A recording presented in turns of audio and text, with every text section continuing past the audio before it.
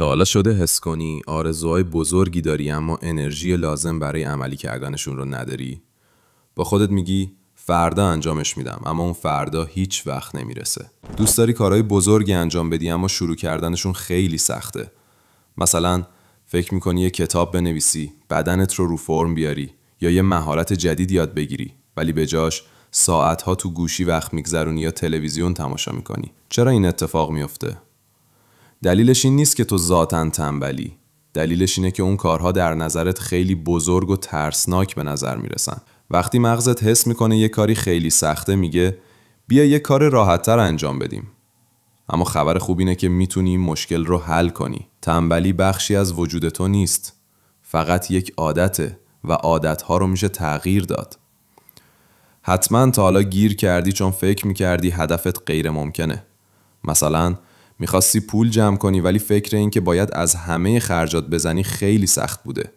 یا میخواستی سالمتر باشی ولی ایده دویدن روزانه خسته کننده به نظر میرسید. موضوع این نیست که برات مهم نیست. موضوع اینه که مغز تو طوری برنامه ریزی شده که از درد فرار کنه و دنبال راحتی باشه.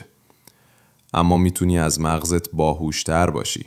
در ادامه 3 قدم ساده رو بهت میگم تا دست از تنبلی برداری و شروع به انجام کارهای مهم کنی. قدم اول، کار رو کوچیک کن. کارهای بزرگ ترسناک به نظر میان، پس کوچیکشون کن. مثلا اگه میخوای یک کتاب بنویسی به جای فکر کردن به 200 صفحه فقط همین امروز یه جمله بنویس. قدم‌های کوچیک راحت‌تر هستن و بهت حس خوبی میدن. مثل کوهنوردیه. اول یه قدم برمیداری، بعد قدم بعدی. با اهدافت هم همین کار رو بکن.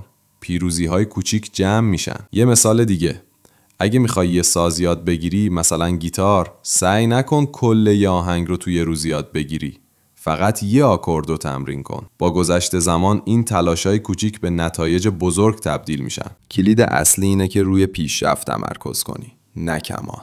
قدم دوم، روتین‌های آسان بساز. به اراده خودت تکیه نکن. روتین‌هایی بساز که کارها رو خودکار کنن. مثلا اگه میخوای ورزش کنی، کفشات رو کنار تخت بذار. اینجوری وقتی بیدار میشی، شروع کردن کار راحته. روتین‌ها مثل چرخ‌های کمکی دوچرخه‌ان. کار رو آسون میکنن تا وقتی که بتونی طبیعی انجامش بدی. چه روتین کوچیکی رو میتونی از امروز شروع کنی؟ شاید هر صبح یه لیست کارهای روزانه بنویسی یا به محض بیدار شدن یه لیوان آب بخوری. این عادتهای کوچیک ساختار ایجاد میکنن و بهت انگیزه میدن. قدم سوم، از قانون 2 دقیقه استفاده کن. سخت در این بخش شروع کردنه. پس به خودت قول بده که فقط 2 دقیقه روی کاری که میخوای انجام بدی وقت بذاری. همین. میخوای کتاب بخونی؟ 1 صفحه بخون. میخوای اتاقت رو تمیز کنی؟ از 1 گوشه شروع کن. وقتی شروع کردی، ادامه دادن راحت تره.